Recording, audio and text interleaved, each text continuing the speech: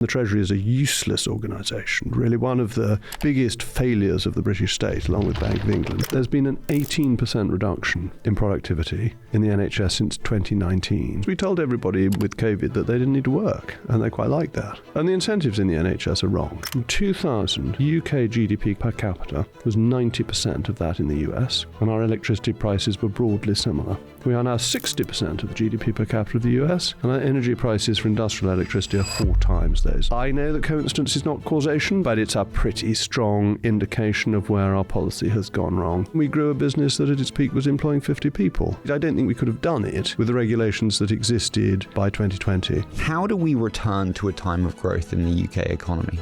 So, Jacob, thank you so much for joining us today. I've been really looking forward to this one. it was an absolute pleasure. Very kind of you to ask me. Not at all. I wanted to start, though. You have made an entrance into many new audience members' households with new TV show. I just wanted to ask, what was the thinking behind that for you? Was it a way to put a modern face on politics? Lord, I don't think anyone's ever accused me of being modern or a modern face for anything. I suppose the honest answer is it's just one of those things that sort of happens, that I've been asked this question lots of times. You try and think up the logical reason of why do you agree to do something. But why have I agreed to come on today? Well, it sounded like fun, and other people had done it, and it seemed to work for them. And what happened was I got an email out of the blue saying people wanted to make a programme about me and my family. And I thought this was pretty unlikely. I thought it was probably a spoof, because MPs do get things that aim to make them look ridiculous, which in my case was always quite easy. And so, anyway, I passed on to my agent to have a look at this and see if it was serious. And once you start talking to people about something, you find that you haven't said no early enough. You're like the frog in water. And then suddenly the election was called, and can we have a camera crew around in the next half hour, or is it all off? And I say, all right then, come around. We hadn't agreed anything at that point. We basically hadn't agreed anything until we'd done an awful lot of the filming, because I had to get approval from this ridiculous body on ministerial interests, as if there was any lobbying advantage to Discovery of me being in a reality TV programme. So we only finally agreed things about a month, 6 weeks after we'd started filming. It just sort of evolved. You know, we've been chatting for the last 20 minutes, and I feel like the presentation of you in public is so fundamentally different from the man that I've just met. I mean that in the nicest way. Do you feel that the public have the right representation of you? Oh, Lord, such a difficult question. I think that the public have the view that they wish to take, and the public's entitled to take this view. And don't we all do this to all politicians? I was absolutely astonished when I got into Parliament, and there were all these people who you'd seen on telly, who were the big figures in the previous Labour government, and you'd see them on Newsnight, and you think, that's the most stupid thing I've ever heard. And how can that bozo be saying such things? And then you'd meet them and think, gosh, they were really very nice and charming people. And I just think that's the way of politics, and there's not a lot you can do about it. Do you have a thick skin? I don't think you should be in politics if you don't. Did it take time to develop? No. I mean, my father was in public life, and therefore I grew up in an atmosphere where, and he was a journalist, where newspapers write things and you read them or not, and then you're on to the next day's newspapers, and the previous day has gone to light the fire. Before we discuss some solutions to, I think, some of the biggest problems we have, you said something to me before, which I thought was fascinating. You said head boys don't necessarily do the best, outsiders do when it comes to the job of a PM. What did you mean by that?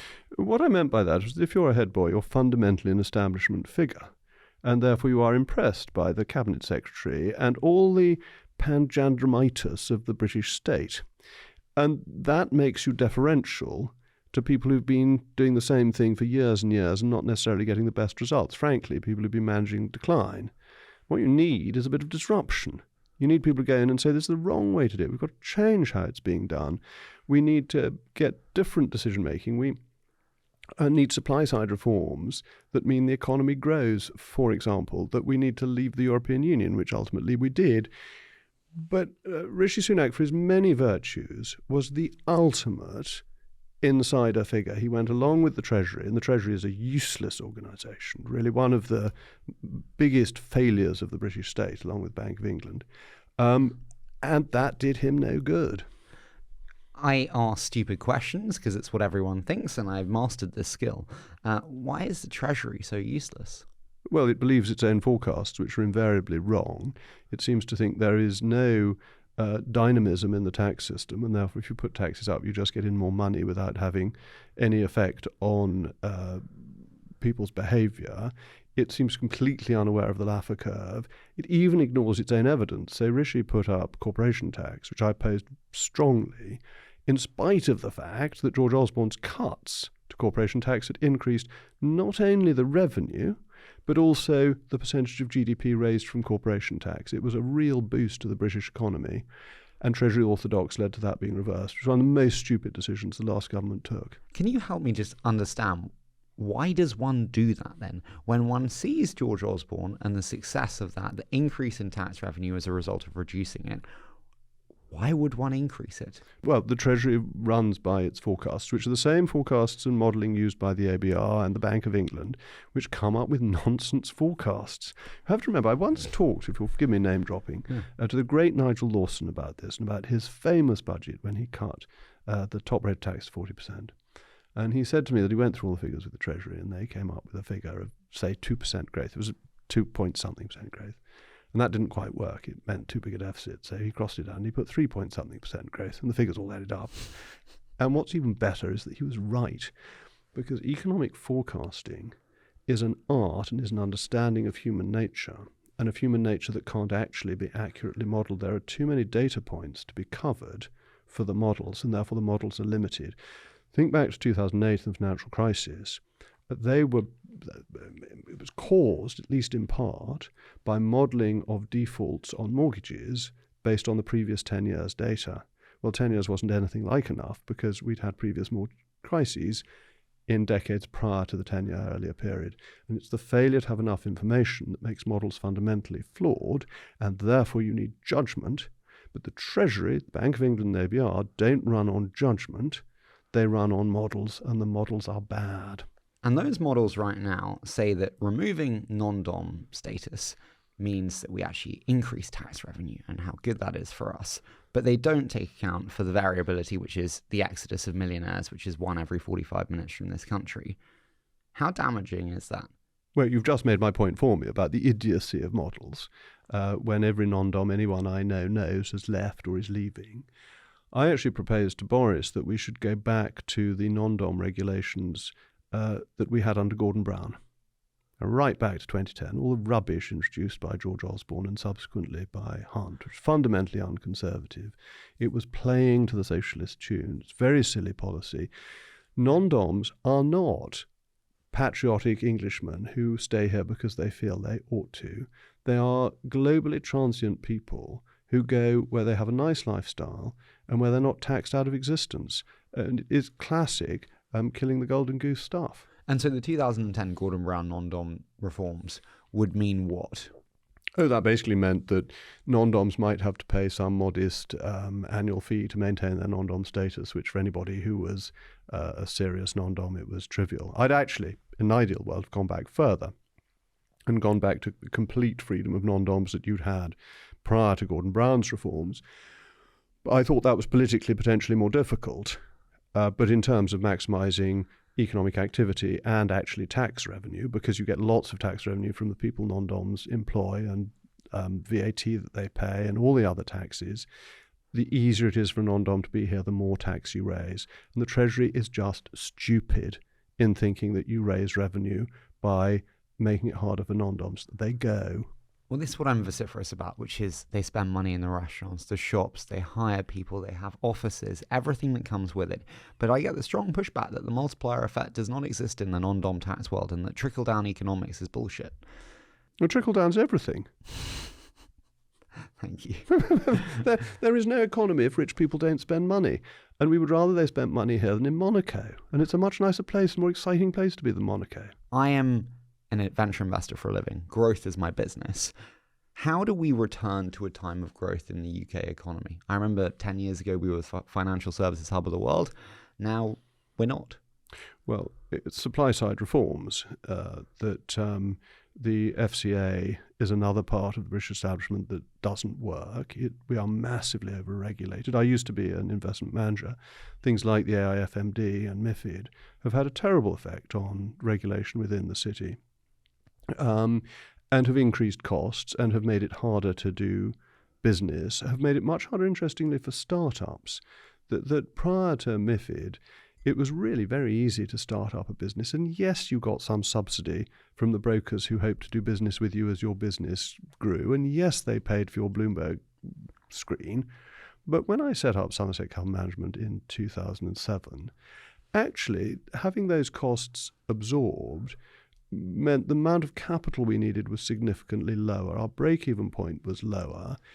And then we grew a business that at its peak was employing 50 people, which we would have found much harder to do with the regulations. Indeed, I don't think we could have done it with the regulations that existed by 2020. So you need the deregulatory approach. What else do you need to be doing? We definitely need planning reform. I mean, this isn't for financial services particularly, but we have a planning system that is anti any development ever taking place, adds entirely unnecessary costs, makes the process extremely slow. Can you help me understand the increases in national insurance? That is the most anti-business measurement to me that you could impose. Is there a rationale for it, though, other than increase immediacy of tax revenues in the short term? Well, it's the same as the increase in corporation tax. Governments don't understand business in a number of ways. First of all, very few of them have actually been in business who are applying these things. They don't know about employing people. They employ people for the state, but if you employ people for the state, somebody else pays for it. You don't have to sell your wares to pay for it. But secondly, they don't understand the international nature of capital. So you are a multinational. You set up business in the UK. What return are you interested in? Are you interested in your gross return or in your net return? Net. Absolutely. So corporation tax means what? You put up your prices because you've got to keep the same net return, or you take your capital out of the UK and put it into a country where you will get the net return that you need. Likewise with employment taxes, you are focused on your net return. You're not thinking, oh, this extra 2% is my contribution to the British tax authorities. You're thinking, I need to put up my prices to compensate for this increased cost, or I need to reduce labour. And I think the Treasury is completely blind to this. I don't think Rachel Reeves would understand this if it bit her in the leg. And this is a real problem. And politicians, my own profession, think that business is a free source of cash. It's not individuals. They forget that there is no money in companies without individuals.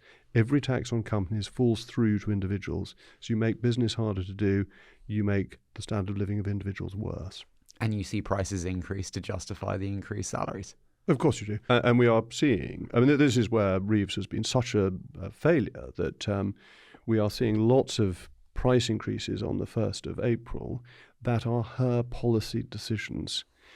And we're going to see more because of rates going up and because of the national insurance increase.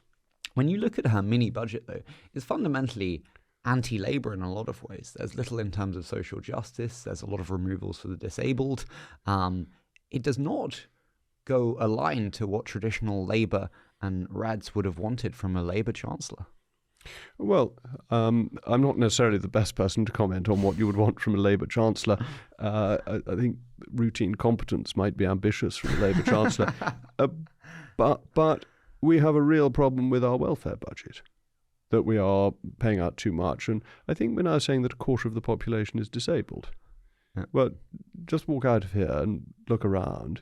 A quarter of the population is not disabled in any sense that you and I would think of as being disabled. Well, the fastest growing segment of the welfare budget is permanent incapacity due to mental health. And that's the most worrying for me, under 30s. And that is people who are saying they are permanently incapacitated because of their mental health and their anxiety. I mean, I think this is a very, very difficult area, because my experience as constituency MP is that mental health is not well looked after when it is serious. And some of the cases that came to me were so unbelievably sad and hard, and families completely let down by the state or by the medical profession, which is unfortunately overwhelmed because mental health has become the thing to say. And there is a category that is not properly served of people who have real, real problems. and need support and are not getting it for months and sometimes years. This includes children. On the other hand, there are people who are playing the system by saying it's mental health. And they should realise quite how selfish they're being, because they're taking resources from these people who desperately, desperately need that mental health support. What should we do to reform the welfare system, structure, regime that we have in place to properly protect those who need it? It all depends on incentives. And however you set up a welfare system, people will use the system to get the benefit out of it that is the most that they can get. And they will find ways of ensuring that they can do that. That is just human nature. And you see this in simple ways, that if people live together as a couple, their benefits are lower than if they live separately. So lots of people live separately who are emotionally couples, but geographically they are not, because their benefits would be reduced if they were. And so you've got to understand the way human nature plays in with benefits, and therefore what you're trying to do with benefits. You're trying to provide not a safety net. Somebody put it much better than this. It's a trampoline, because you want people to bounce back. Safety net, you're trapped, you're caught, you can't get out. You want people to bounce back up again off the base that they have fallen to. So you need to help people back up, but you don't want to make it a lifestyle choice. And this is not easy to do. It's not easy to do without having difficulties for some people. As you create those difficulties, you get a demand for more benefits, but then those benefits get used by people who don't necessarily need them. So it's trying to work through that to ensure that there are both carrots and sticks. The carrots to help people into work, so I've always liked the universal credit, but the stick to have assessments and withdrawals of benefits if people aren't trying to get employment or aren't trying to improve their situation. So what can we do proactively to rectify the increasing welfare expenditure and make it more effective? Well, we need first of all to go back to in-person assessments to make sure that people are checked. Atos actually did a perfectly respectable job of the in-person assessments for PIP before COVID came, and they're all done on Zoom or they've just automatically cleared. So you need to go back to that. You need to ensure that the higher rates of payment are justified rather than that they're justified by an increase of cost. So I had a constituent who actually was very, very unlucky because was failed by the system more than once, who had a very serious disability and a very obvious and visible disability, and came to me as the MP, and I had to go to ministers to get it sorted out. This lady deserved a high level of support because of the obvious extra costs she had from a serious disability. But there are some serious disabilities, very often indeed mental health ones, that don't necessarily add to your costs. That it's no more expensive to get upstairs if you have a mental health disability. Mm-hmm. It is more expensive to get upstairs, and you may need to move to special accommodation if you're confined to a wheelchair. Mm-hmm. So you want to try and work out benefits that fit the condition rather than these broad sweeps that say if you're in category 3, you get extra benefit regardless. Do you actually need that benefit? And is it right that there is such a big differential between out-of-work benefits and disability benefits, which give people a strong incentive to try and find a disability that they have got? When we think about the trampoline, so to speak, education is often categorized as the trampoline, the accelerant. And we've seen, obviously, private schools very much hit. We also see now the deterioration of state schools as a result of so many moving from them. How do we solve what seems to be a fundamentally broken education system in the UK? Well, I think that Michael Gove did absolutely brilliant work. It's some of the work the Conservatives and indeed Nick Gibb can be proudest of. What specifically do you think they did well? The phonics, the concentrating on actually making children read and working out that children read if you teach them to, rather than just giving them a book and say, guess what that word means. And that was the change. And all the evidence was for phonics. It was a hugely successful program. And if you look at the PISA rankings, we've gone shooting up them. And interestingly, very unusually, there's the control experiment, because Scotland and Wales were run by the left and didn't do this. And in Scotland and Wales, education's gone down the rankings. So it's been a real success. And Gove and Gibb, the two Gs, deserve great plaudits for what they achieved. And that's the right way to go about it. I've always thought, that's why I've liked the academy programme, is that you want to learn from the bit of education in this country that works. And the best bit of education in this country is the private sector, where the schools are run by the schools. They don't have to take too much notice of the Department of Education, which should be abolished, actually. It's much easier to abolish departments in the UK than in America. The Prime Minister could just do it. Really? Yes. The Department of Education is not established. Machinery of government changes can be done by the Prime Minister on the Prime Minister's own authority. They do not need an Act of Parliament. Why is the Department of Education so woefully inefficient? Because it's pointless. Anything that's pointless is likely to be inefficient. What does it do? It sets education policy. But actually our most successful schools are run independently. And that's what the academies were doing. They were learning from the private sector, which welcomes in children from all over the world. It's enormously popular with foreign students because it's exceptionally good. And that's what the state sector should model itself on. Do you think it is exceptionally good because of the large resources that are put into it versus it being exceptionally good because of the regulatory provisions around it? No, I think it's exceptionally good because it actually bothers to teach people in a very traditional way, and the parents are very focused on results because they're paying large fees. Do you worry about the detrimental impact of the increased taxes on private schools and what that means for state schools and the quality that's taught in them?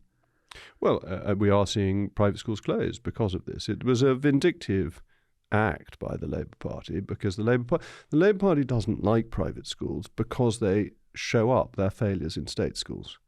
They particularly highlight the failure of having closed the grammar schools because that ostensibly, clearly undermined the education, the free education in this country, whilst the private schools went from strength to strength.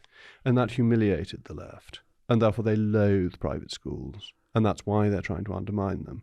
Rather perhaps embarrassingly from my point of view, the VAT can only be added because of Brexit. It is a Brexit dividend, but one I think that is right, because I think the British people can, if they want, elect a government that puts taxes on education. That is a matter for the British voter.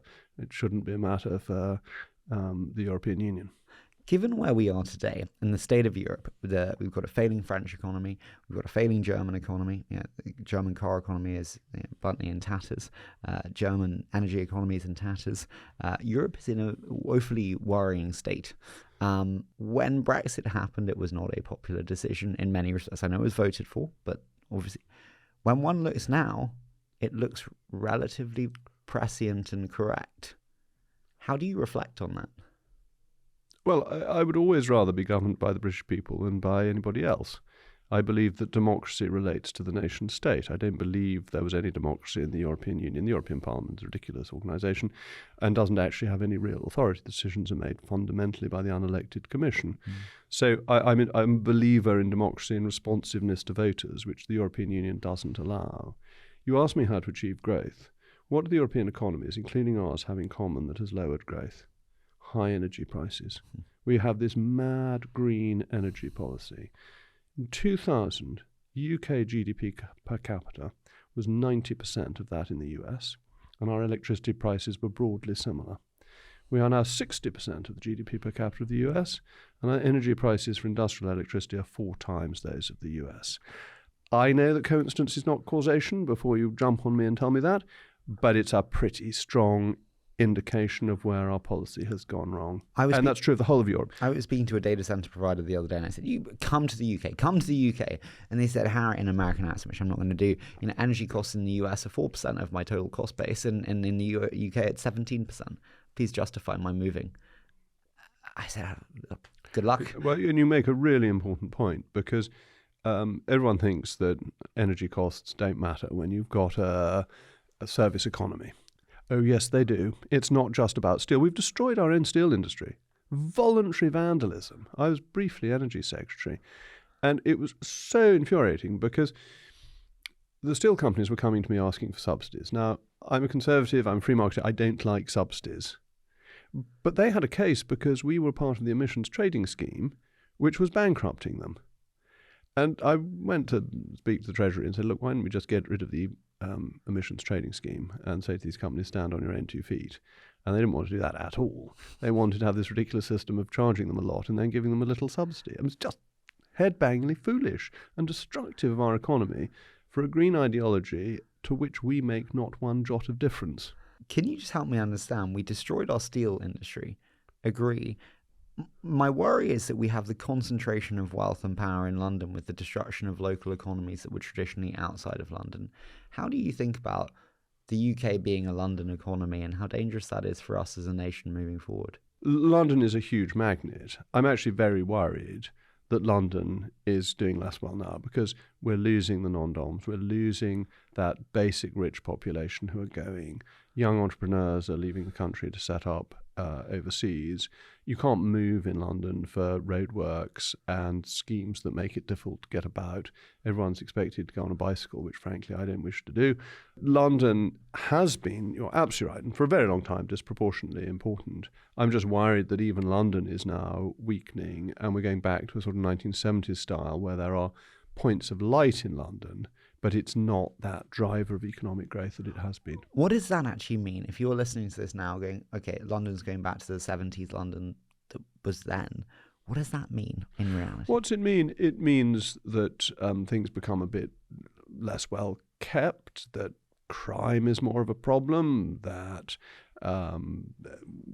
public services are less good, that it's just that general feeling of broken Britain, but in London. It's potholes, it's inability to move around, it's that you can probably get seats in the best restaurants because the non-doms aren't here anymore. It's all those sorts of things. Does that worry you as much as it worries me? I'm very worried about it. I'm worried about the next 4 years, which I think are going to be economically very testing for the UK. What happens then? Well, I hope we bring the Conservative Party and Reform together in some form and have an actual Conservative majority that will do things and will know what it wants to do when it gets in. When we look at focuses for where we should spend our time and where we should be concerned, the growth of the UK economy, absolutely one. Another that's a newer concern in the last 15 years, definitely since the Iraq War, is bluntly global conflict. And we obviously see Russia and Ukraine.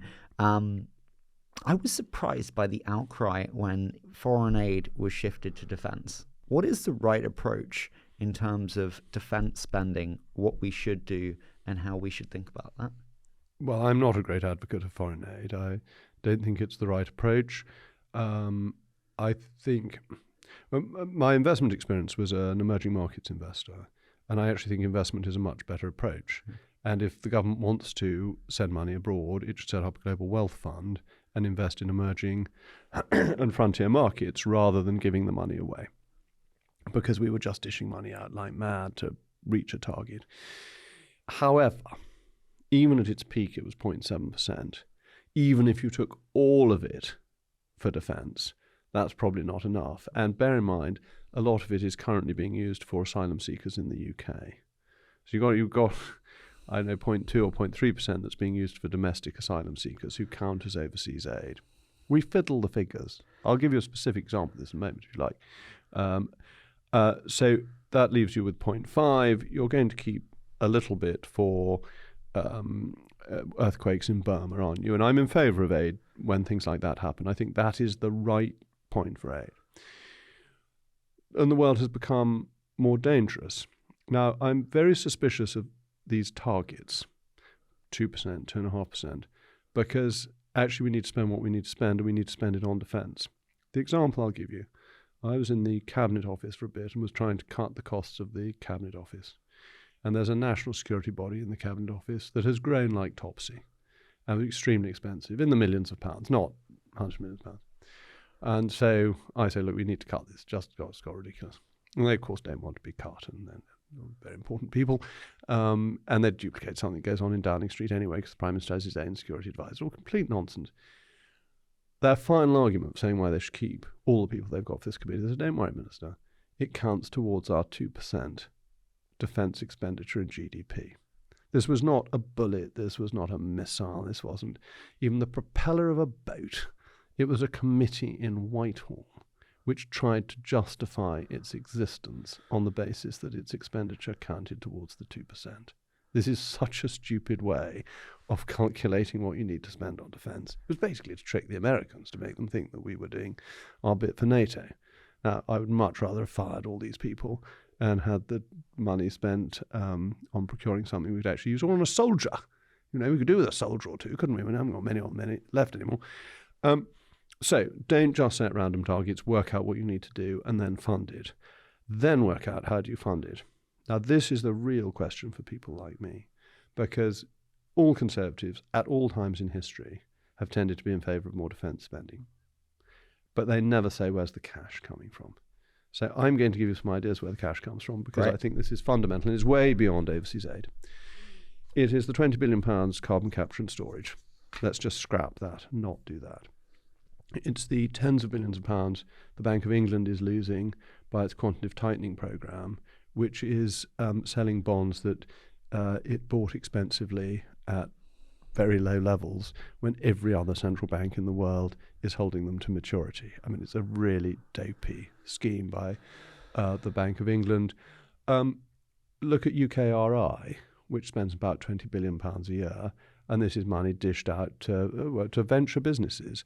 Every venture business I've ever come across finds that the only ones that get it are the ones that are good at filling out forms rather than doing business. You can save a lot of that 20 billion, possibly all of it. So I've got you tens of billions of pounds already. Productivity in the NHS. John Redwood keeps on pointing this out. There's been an 18% reduction in productivity in the NHS since 2019. It's a £200 billion budget. That is £36 billion that we are spending to get the same outcomes as in 2019. Why is it such a significant reduction in productivity? That is astonishing, 18%. Well, because we told everybody with COVID that they didn't need to work, and they quite like that. And the incentives in the NHS are wrong. There's no profit incentive. That's right. There's no incentive to see anybody. Well, you get paid the same. You don't get... This isn't as easy as it sounds. When I was a child, all my contemporaries have masses of fillings because dentists on the NHS got paid per filling. So they filled everybody's teeth. Now that it's impossible to get an NHS dentist. If you pay people by results, they create the results in a monopolistic system. On the other hand, if you don't, their incentive is not to answer the telephone, not give anybody an appointment, because you still get paid the same. And you have an easy... there are lots of hardworking people in the NHS, all of that, but the incentives are fundamentally wrong. How would you change the incentive structure of the NHS? I think you want to see money going very directly with activity, and you don't care whether it's provided privately or publicly. So you should say, I don't know, there is £100 per GP appointment that will go with the patient. So if I go to my private GP, the state will pay £100 of that. If I go to a state GP, the £100 will be the basic fee. But that if nobody goes, if the appointment's blank, there's no £100. And if the GP adds on a couple of appointments at the end of the day, there's another couple of £100. You've got to incentivise people to see their patients. Inevitably, having been a member of Parliament, I had to live in two places. You can only have an NHS doctor in one place.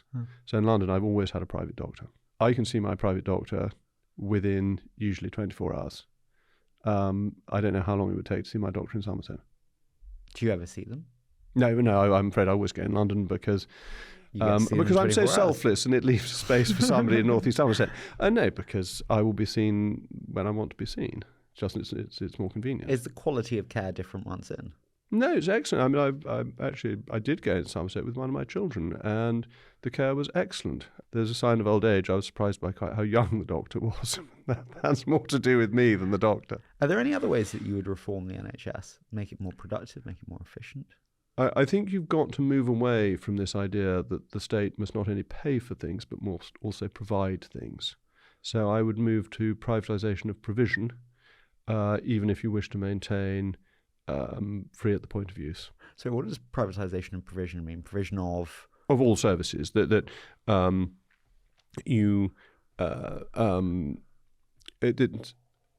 how Australia does it actually is that you have lots of competing hospitals and they get paid for the services that they carry out, but they're not all owned by the state. Some are owned by charities, some are owned by non-profits, some are owned by insurance companies. You have a variety of provision, but the state pays for the patient at the end.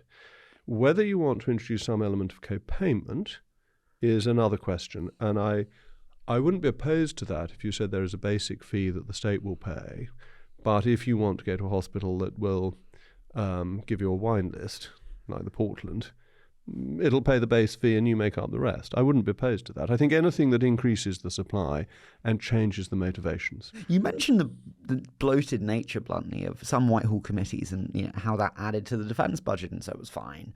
How bloated is Whitehall today? We've seen Elon take, bluntly, a chainsaw. And so when we think about that, how bloated is Whitehall today? Extraordinarily bloated. And the Cabinet Office, when I was there, didn't even know how many people it employed. I kept on asking for the number, as had my predecessor. We never got a final number. Every time we got a number, it was different, and it was calculated on a different basis. It was quite extraordinary. Well, I think you could close whole departments. If you were to close whole departments, which departments would you close? Education? Education to begin with. Culture, media and sport I'd get rid of. Why? Well, what business is it of the government? So they regulate media, but that's anti-free speech. I'm glad to say that GB News won against Ofcom on my behalf, which I was quite pleased by. The judge's ruling was excoriating of Ofcom. It was quite a remarkable judgment. But you've got Ofcom and all that sort of stuff, which just doesn't like free speech and is not exactly a right-wing organisation. You've got all the grants to public bodies. Well, are these really necessary? Can we really afford them? Well, actually, on the sports side, there are incredible local bodies which provide training, passion for young children, often in underprivileged households, where they are able to play football, dance, play rugby. Okay, but football and cricket both make enormous amounts of money from the TV rights. I know more about cricket than anything else. I actually like cricket. I don't have great interest in other sports. But the ECB provides sport kit for every 5-year-old in the country who wants one, a bat and a ball and some stumps. I mean, the money from television is providing a commercial answer for this. It doesn't need the state. And sports teams, I know football much better. The sports academies and their local regime initiatives, plenty. Yeah, and there's a lot of money in football. Mm-hmm. Okay, so we get rid of education, we get rid of culture, media and sport. Good. Any others that we're cutting? Well, could we get rid of the net zero? Well, we want cheap energy, and we don't want a department that creates expensive energy. Is that the primary reason we have expensive energy? The proponents of renewables say it's the cheapest energy available, which is true but not true. That is to say, once you've built your windmill, the marginal cost of a kilowatt hour is negligible. Likewise, once you've built your solar panel. But there are two things. One is the capital cost to start with, and the second is the standby cost of having an alternative and reliable source of energy that is immediately available. That's code for gas, because there isn't another one. Nuclear has to. You can't run nuclear as your marginal supply. It has to be baseload. We've gone away from coal. Coal is less good than gas on peak supply. It's better at baseload, but it's more flexible than nuclear. And so you have to have gas-powered stations on standby for every single kilowatt hour of your renewables for when the sun isn't shining and the wind isn't blowing. And that means that you have this very high capital cost and this very high cost per marginal kilowatt hour when you're bringing on gas-powered stations that are used once every 10 months. And so that's what makes it expensive. So if you ran gas stations 24 hours a day on gas, they are much cheaper than wind. But because you're running them for an hour when there's no wind and there's no sun, they can say that kilowatt hour was very expensive and that was gas, but it's not really true. It's because it's on standby rather than being run efficiently. Can I ask, what would you do to the judicial system? I know it's a pivot, but you mentioned crime in London earlier, getting worse in the return to the 70s. We see it. I've had my phone nicked more times than I can count, as people on Twitter have seen. What would you change in terms of judicial reform, crime and punishment? That's a very large subject, obviously. The first thing I do with the judiciary, I am, after all, a Tory, is restore the status quo ante. So I would put the Supreme Court back into the House of Lords and restore our constitutional settlement. The separation of powers is not really an English concept. It is an American and continental concept. Our governing system is the King in Parliament, And the judiciary, the legislature, and the executive have always been in Parliament. They're part of the same unified body. And making them a Supreme Court has given them powers that they were never intended to have.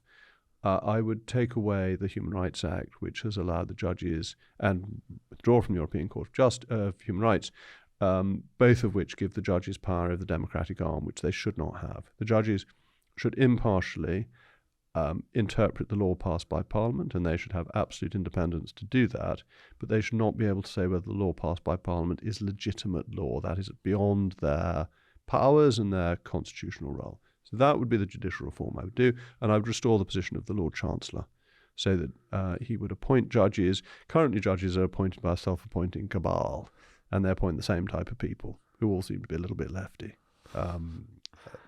Maybe a bit unfair, but a lot of them do. I think the judges need to understand their role in the Constitution. They are there to interpret the law Parliament passes, not to tell Parliament what the law is. That needs to be done. And then the police. I so worry about the police because I'm instinctively so supportive of the police. When I was an MP, the policemen on duty there, and indeed the police women on duty there, are such good people. They are solid citizens, they're patriotic, they believe in their country, and they believe in doing their duty. And when called upon, they're brave. But my goodness, what are they doing? 6 people turning up to arrest a couple who complained to their local school. 20 people bursting in on the Quakers. Now, I'm no great fan of the environmental movement, as you might have gathered. Do you think they're aware of the laughing stock that makes us as a nation? I mean, I had the most unwavering amount of US billionaires in my inbox being like, Harry, it's a joke when you're arresting parents for talking about a school. And I'm going, you might say to Americans, it embarrasses them when their policemen kneel on the necks of people and kill them. So I wouldn't take too much from the Americans on policing. I think our policing is better than American policing. Look, I love America, great country, all of this, but they have their problems. They do. And they shouldn't forget that. On the other hand, I'm very jealous of the First Amendment. I think we are weak on free speech. We have got a level of political correctness that has seeped into... If I'm honest, I've actually listened to you a couple of times, and like, if I was a PR person for you, and I'm sorry to say, you said Englishman, you said policeman, and then you said policewoman. Yes. And if I was correcting you as, I don't know how to say this, but kind of, I don't know, woke person, I'd say police officer. Yes. And I would say not Englishman, English person. I'm delighted, because you've now gone woke. Now you're getting my lecture on the use of the word man. Do you know about the use of the word man? No. Aha! I bore everybody on this. In the Anglo-Saxon, there were woe-men and were-men. Man is the person bit of it. Woe-men, obviously. Women, were-men, male men. Were only exists, as far as I'm aware, still in English, in werewolf. And otherwise has died out. So man is not a gendered term, but more importantly, without making this personal, because I'll assume you were asking the question for the benefit of your listeners. For sure. You are selling out to the political correct control of how you speak. You see, we've got into a situation where freedom of speech is restricted. How did we get here? We got here because people used perfectly innocent terms like chairman. And they got told, no, you mustn't say that, you must say chair. And you go on from that saying, well, you mustn't criticise so-and-so because they've got a protected characteristic. And then saying you mustn't send an email to your local councillor because it might upset him. And you are selling the first pass of accepting that language must be altered to meet a political agenda. So yes, I say Englishman, yes, I say policeman, because those are the correct English words to use. And it's not accidental, and I don't apologise for it, and I'm not going to change, even if autocorrect things suggest you might like to use another word. I actually have those switched off on my machines, because we must use proper language. And we must recognise, and this is a very important one, that when you use a singular, the normal in English is to follow with a he, not a they. A they is a plural. And then you're falling into the trap of the gender ideological people. So you can wake up in the morning and say you're a girl and all this sort of nonsense. You mustn't sell this particular pass. It's actually, language is so fundamental to how we operate in the political space in which we discuss things. And selling out to the sort of Harriet Harman view of language has opened the gate to a much greater control of freedom of speech and things you can and can't say. The challenge is the retribution that you get for doing that is very significant now, especially in a world of social media. And when it is so significant, you have to weigh the pros and cons, and you go, well, you know what, fuck it, I'll just say police officer because it's easier. And then you've sold the pass, and then you'll be saying that men can go into women's toilets because they've decided that morning they're women. It is all part of the same thing. It is all part of the same thing. And I don't care about social media. I mean, it's quite fun. I have a bit of laugh on Twitter and put things on to wind up the lefties from time to time. But it's not the be-all and the end-all. And if you came and knocked on doors with me in North East Somerset, how many people do you think would care that I'd said policeman rather than police officer? Very few. Yeah. We call them Rozzers instead, which is a particular favourite word of mine, but which I think can be male or female. That's right, voters don't care. The blob, the metropolitan elite, they care, but they're the people who are managing decline. They're the people we should be opposing. Do you not think we've lost a sense of British identity? When you look at the local people that you have in North Somerset, which is bluntly more traditionally British, and then you look around today at a modern Britain, do you think we've lost a sense of British identity? No, not particularly. I think it's absolutely wonderful that so many people who've come to this country take great pride in being British/English. And I'm afraid to wind up my Scottish friends, I use the terms interchangeably. So when you think about the future of the Conservative Party, and we look at the different oscillations or shifts that it's taken over the years, what is the right next shift for the Conservative Party? Oh, well, the problem with us is that we became a slightly pinko party. And what does a pinko party mean? What does pinko party mean? Well, we did left-wing things. So today's papers and yesterday's papers full of stories about people having to pay a second council tax on their second homes, double council tax. This was introduced by the Conservatives. What were the Conservatives doing? Doubling property taxes. It's a fundamentally unconservative thing to do. We were attacking the rights of property, and we were raising taxes for useless councils who spend money badly anyway. And we just lost our way. So what do we need? We need to be a proper Conservative party. How do we do that? Well, I think there are a lot of proper Conservatives who've joined Reform, and we need to work with Reform. I speak regularly to Conservative associations, and the people I'm speaking to are proper Conservatives. They want proper conservatism, and that's what our voters want too. My fear is that, respectfully, with the state of the Conservative Party, we will not be able to challenge even a weak Labour opposition in the next elections. How should Conservatives and Reform work together? There's a lot of time between now and the next election. So I think for me to set out precisely how we should work together now as indicative of what will actually happen is almost certainly wrong. But I think it's worth thinking about some things that we could do together. Yeah. So what could you do? You could have a coupon election, as we had in 1918, and you could say the candidate here representing Reform is supported also by the Conservative Party, and the candidate here standing for the Conservative Party is supported also by Reform. You could do that. That would be quite a formal level of deal.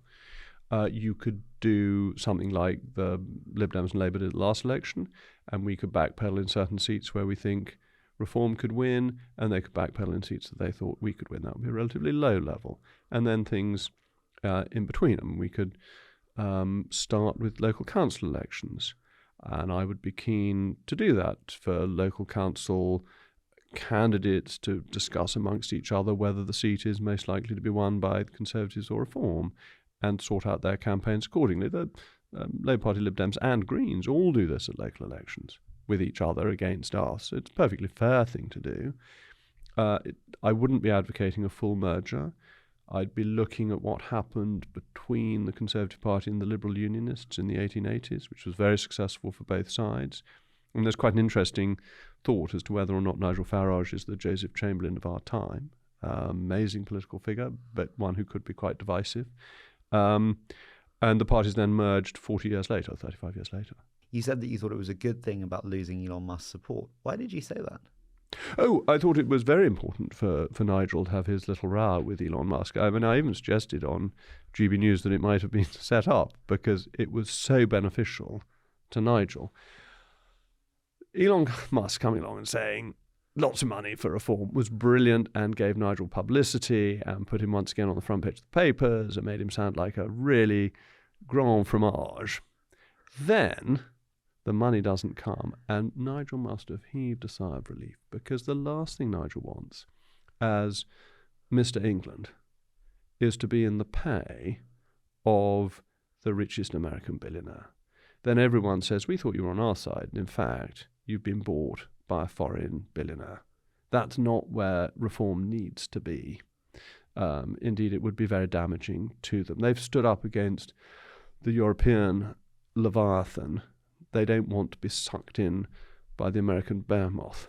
But Nigel is a lucky politician, because I don't actually think this was all orchestrated. And being lucky in politics is so important. And this was just very lucky for him, always round. It was lucky that the offer was made. It was even more lucky that the offer then didn't come through. When do you think you've been most lucky? Oh, that's a very good question. I've always been quite lucky one way or another. You're a happy person. Like, you have a positive disposition. Have you always been that way? I'm always much as I was, yes. Do you rate the quality of the average British politician? I speak to a lot of politicians, and the one thing that they universally agree on is the lack of quality amongst their peers. The great Dr. Johnson complained that in his day there weren't any great figures like there had been in the reign of Charles I, and one of his friends was Edmund Burke. I think, I've always meant to look this up, but I have seen it once. I'm sure it is there somewhere. There's a quotation from Cicero saying it's such a pity we don't have politicians as we did in the days of Cato the Elder. It was ever thus that everyone thinks the politicians of the previous generation were better. And I think there's a very simple reason for that, is that most politicians get forgotten. But the ones you remember are the brilliant ones. So you think back to the 1970s and you think it's early 1980s, it's all Margaret Thatcher and Ronald Reagan. Well, it wasn't actually. There were an awful lot of also-rans then too. You think back to Churchill. There were an awful lot of people who didn't want Churchill to succeed and tried to stop him getting the prime ministership and then didn't like him having it. You think back to Disraeli. When he was leader of the opposition, everyone was saying he was completely useless and flash and a bit dodgy. All of which, well, no, he wasn't useless, but he was flash and he was dodgy. I'm a great fan of Disraeli's. I think he was a brilliant prime minister and a very effective leader of the opposition. But we look back and think the great figures of the past had it easy, that they were always going to get on as they did, that their opponents didn't really exist, and that they were surrounded by great men. Definitely men, because until Margaret Thatcher, there aren't really any women involved. Before you pick me up in your political correct high horse. Actually, no, there were an awful lot of people who weren't very exciting. But everyone says, well, Singapore. Look at Singapore. Fantastically high-quality MPs, and they're paid the highest. Well, look at the UK. No offence, not overarchingly good. And look at them. They're not paid very much. You don't think pay is the problem? I don't think pay is the problem. Singapore was very lucky to have Lee Kuan Yew, who was a really very remarkable figure. And I was actually lucky enough to meet once or twice through my father. Wow. And how was that? Well, my father had known him over the years, and when he was in London, would often invite him to dinner, or would be invited to dinner by Lee Kuan Yew, and I got sort of invited along too. And then when I was in Singapore, and I used to do business in the Far East, so I was invited to call in and see him and things like that. And it was just absolutely fascinating to hear what he had to say about the world. He's the best informed person I have ever had the privilege of knowing. Just knew everything that was going on and so thoughtful. Yes, he set up Singapore very well for a city-state. Would I pay politicians more? I'd pay ministers more and the Prime Minister more. I think we've got this ridiculous idea that you shouldn't pay anybody any more than the Prime Minister. I worked with one person. And you pay the Prime Minister nothing? We pay the Prime Minister nothing, but I worked with somebody in the Cabinet Office, brilliant man, who ran the government procurement and saved the government billions of pounds a year. Not everybody was somebody saying, we can make this expense count towards something in a sort of tiresome bureaucratic way. There were people like this chap, who I won't embarrass by naming him, but he saved billions of pounds every single year by running an efficient procurement system. And he basically did it out of the kindness of his heart. He'd been very successful in business and had come in to run this thing for the government and was paid, compared to what he got in the private sector, absolutely nothing. And I think that's a mistake. I think we ought to pay people who do really good jobs well. And we should look at paying the Prime Minister the equivalent of what he was paid in 1900, when it was a perfectly well-paid job, obviously adjusted for inflation. Otherwise, I don't think he'd be best pleased by £5,000 a year.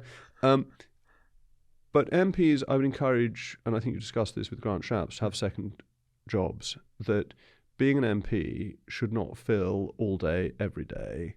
You should be there applying your judgment to the issues of the day, rather than being a professional politician. You want people who are in touch with business, who know what's going on in the outside world.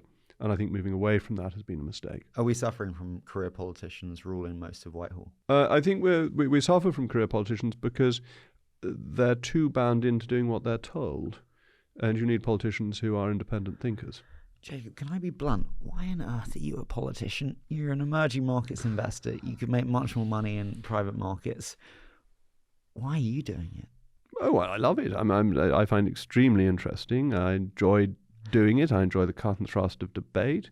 And every so often you do things that may be quite useful. Do you find process and procedure incredibly challenging to deal with? No, I'm afraid. I'm an absolute bore on process and procedure. I know parliamentary procedure. What parliamentary procedure would you most like to change, and what would you change?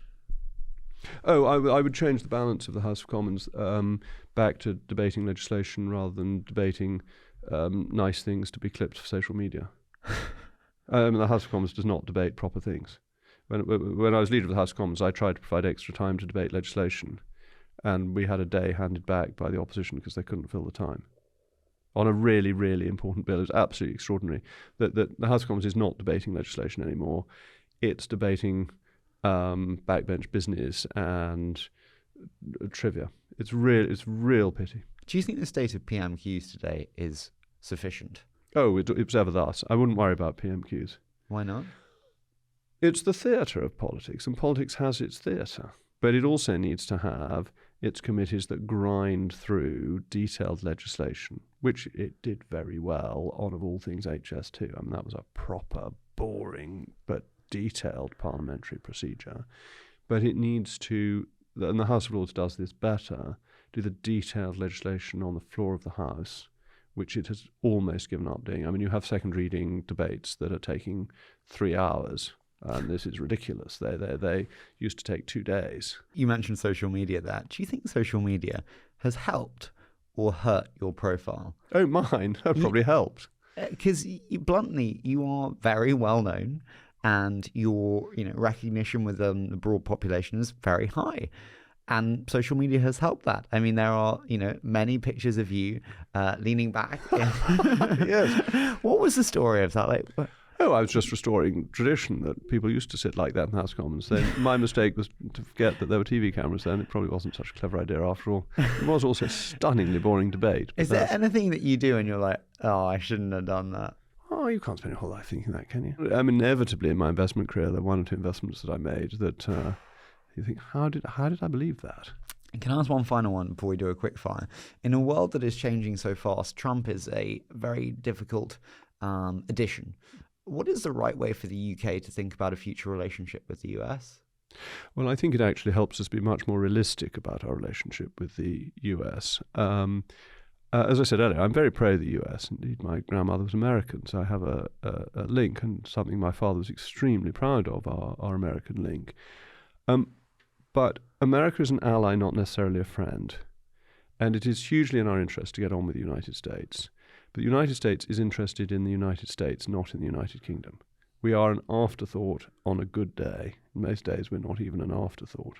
And therefore we need to think about our national interest and what makes the UK great again, rather than simply waiting for every crumb from the American table. And I think that's going to be, that Trump has brought that into focus. But if you think of the Falklands, if you think of the First World War, Reagan needed a lot of persuading to back us over the Falklands. That wasn't his automatic default choice. Churchill's wooing of Roosevelt was quite extraordinary. America did not want to come into that war. It wasn't a feeling that we were all on the same side because we spoke the same language. And I think the British get obsessed and dewy-eyed about the special relationship. The US has a special relationship with Canada, with Israel, well, not so special with Canada at the moment, with Mexico, with Japan, you name it. We've only got one special relationship, and therefore we mustn't overestimate our importance to the US or expect any special favours. We need to think about what is in our national interest. What does that mean we change? If we're not even an afterthought in a lot of cases when we thought we were a primary thought or at least a secondary thought, and we had this special relationship, what does that mean in terms of what we do differently moving forwards? What does it mean in terms of what we do differently? Well, we have to remember that there are other countries that we're interested in, but particularly the other English-speaking countries, Canada and Australia, are very important to us, and Japan is very important. India is going to be of increasing importance to us, could be our most important relationship over the next century. And we need to be thinking about that, and we need to think that we just need to be realistic about America. This isn't new. Trump has just put it less politely. I mean, I don't think Obama or Biden either liked or interested in the United Kingdom. Do you worry about China? Very much. Why so? Well, I think totalitarian regimes are a risk, that they behave in a way that is not favourable towards Western democracies. China is becoming increasingly powerful. What happens about Taiwan? What happens to its other quite ambitious claims of territory in the South China Sea and neighbouring? How is it going to use the economic power that it has built up? Will that be helpful to us? To what extent does China work with Russia and Iran as an axis of evil, maybe a rather strong way of putting it, but as an axis against the West? To what extent is North Korea sending support to Russia, a proxy for China? What do we know? How do we know? How do we know quite how close the operation between North Korea and China is? It's very opaque. And so I think there are globalized risks that come from a powerful China, and a China that we don't know very well, and that...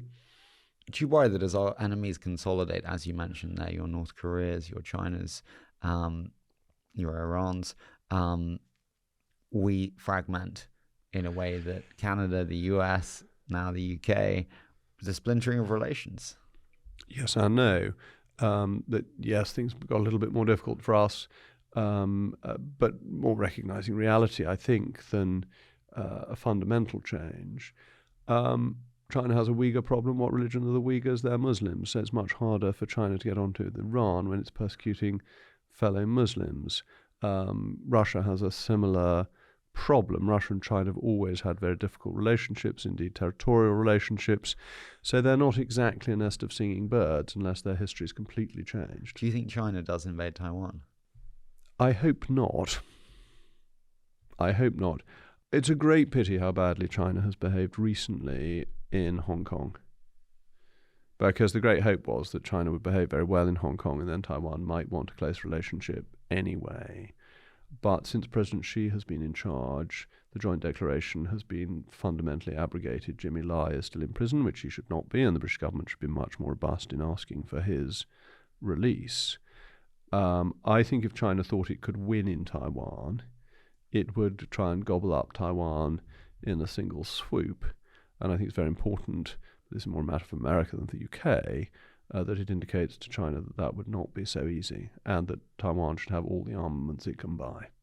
It may just be that Zelensky's success in Ukraine in holding Russia up will be noted by China, who will think that taking Taiwan isn't quite as easy as they might at one point have thought.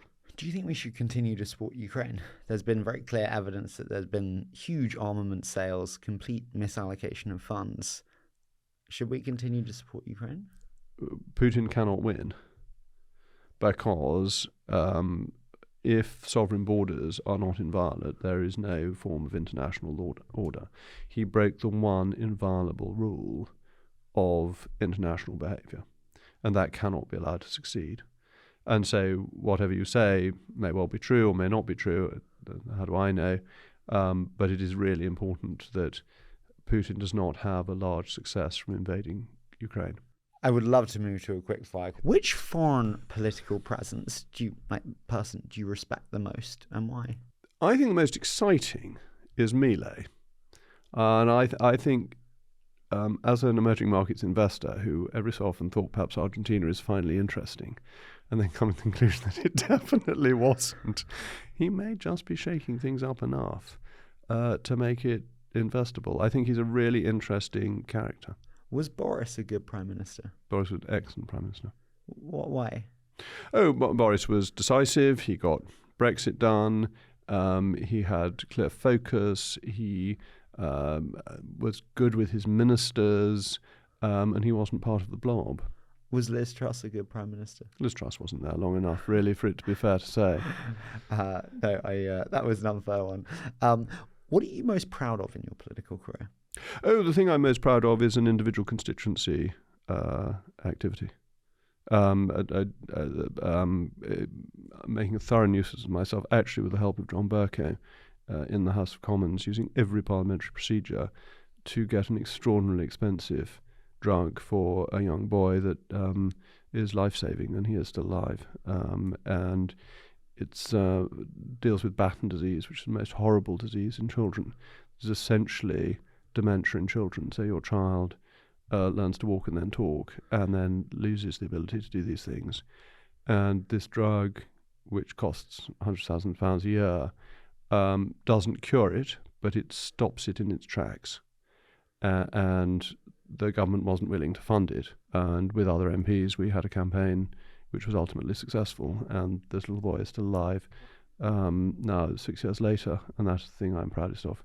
What would you most like to change about the Conservative Party today? If you could change one thing, you've got a magic wand. If I've got a magic wand, Kemi has started down this route.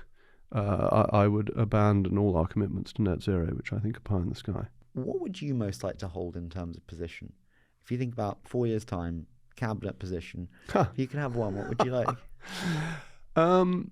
That's a very unfair question ever to ask anybody. I absolutely loved being Lord President of the Council. Why?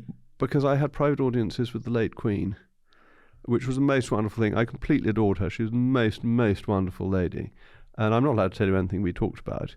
But I think I can say that it was absolutely captivating. This person who had such a long experience of history as part of history, and always funny. What's the hardest thing about being an MP that no one sees? Oh, the waiting around. You're interminably waiting around for a bell to ring to do something, and you don't know whether it will be in 5 minutes or 50 minutes, so you don't know whether to start something or not. And that there is endless waiting around when you think, perhaps I should get this done, and then if you start doing it, the bell rings immediately. And if instead you don't do it and have a cup of coffee, the bell doesn't ring for 50 minutes. And it's that frustration of poorly used time. Would you let your children have social media? I got asked this question at school I addressed recently about should the government control social media. And I asked the pupils what they thought, which was fascinating. First of all, I asked them whether policy should be set by the school. Not a single hand went up. Then I said, should it be set by the government? Not a single hand went up. Then by parents, about half the room. Then by the children themselves, about 3/4 of the room. And then should it be a discussion between the children and the parents? Every hand pretty much went up, and that's my view. It's a discussion between me and my children as to what is suitable for them. To my 2 children, my eldest isn't really that interested in it. The next 2 have both got in touch with me when they've had exams to do and said, can you set the limits on whichever social media is distracting them most at that time? So I think children are perfectly sensible, and parents have confidence in your children. You have 6 children. What's your biggest parental tip to my brother, who's just had his first, literally 2 months old? Wonderful little girl. Oh, well, it's easy. If there's a little girl, fathers just do everything their girls tell them, as my daughter's nature is doing for the years. I'm a very obedient father. I would say that the most extraordinary thing about children, particularly when they're tiny, is the recognition that they are not an extension of either you or your wife. The child from birth is its own person. And that's a very remarkable thing, that there is this new independent life, and that will go on as the child gets bigger, that he, or in this case she, will not just do what you want. And it is much more of a conversation. I viewed myself before I had children as being the Victorian paterfamilias. Hasn't worked out that way. I think my children are more Victorian paterfamilias than I am. I love that. Final one for you. I like to end on a tone of optimism. What are you most optimistic for when we look forward? We've spoken about many challenges that we face. What are you most optimistic for? Oh, I'm hugely optimistic about the 2028-29 election when it comes. I think this most incompetent, useless government will be thrown out, and we have the chance of an extraordinary majority between the Conservatives and Reform in some manner, which will actually do proper Conservative things. The real transformation, the kind Margaret Thatcher achieved in 1979, I think the country's ready for it. And the key with politics is you've got to go with the grain of the national mood. You can't enforce things on people when they're not ready. Jacob, I have to say, I've so enjoyed this. Well, likewise, thank you. And it's so different. As a PR person and like a media person, I'm like, you should do social a lot more and you should own your own channel. So I have a theory that actually this Prime Minister is going to be the last Prime Minister who does not have their own podcast or blog or TikTok. And I think Trump has shown that to be the most effective. Owning the direct line of communication is everything. You should do more. I think you're absolutely right. I think owning the direct line, I've absolutely loved doing GB News because you're deciding the conversation. And you don't have 3 minutes on Newsnight where it's like, I've got your say-so, here we go, great, let's clip that. Yeah, that's right. It's much better when you've got control of the outlet. Final one, actually. Is media broken today? No more than it ever was. It's in a stage of transition, which is a fascinating one. I don't know how it's... Media is being disintermediated, isn't it? Yeah. Because you used to need the big names to get your message across, and now there are all sorts of ways of getting through to people without the intermediator. The difficulty is, how do you get known in the first place without those intermediators? Where do you get the name recognition so that people come along to you and say, oh, yeah, I'm interested in that? Consistency yeah. And relentlessness. Which is what you've done. Which is what I've done and what you said about politics earlier. The key being the relentlessness and not taking no for an answer. Give me strength to persevere. There we go. Listen, I've so enjoyed this. Thank you. It's been great fun. Thank you.